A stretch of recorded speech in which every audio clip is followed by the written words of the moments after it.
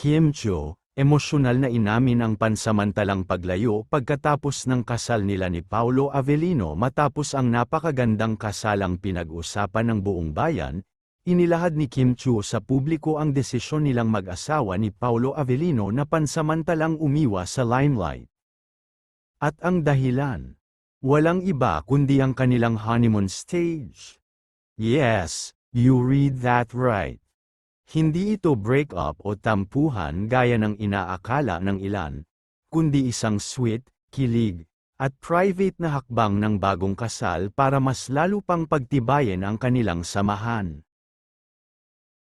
Ayon sa inside source na malapit sa dalawa, nag-decide sina Kim at Paolo na maglaylo muna sa showbiz commitments pagkatapos ng kasal nila na ginanap sa isang secret garden venue sa Tagaytay.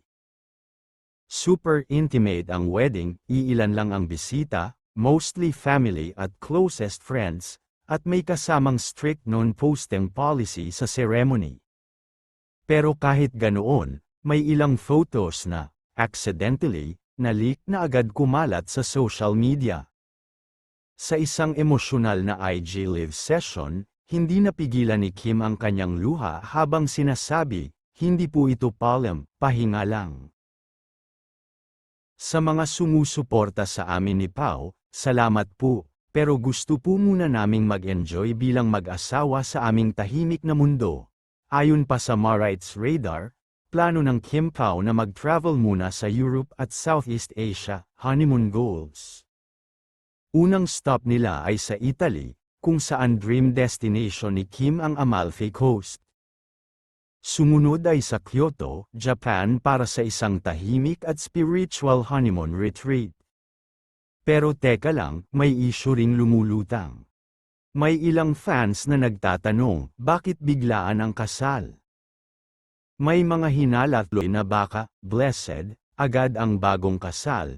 Lalo't napansin daw ng ilan na madalas magtabo ng tiyan si Kim sa mga recent events. Paandar lang ba ito o may baby Chuvalino na ba sa horizon?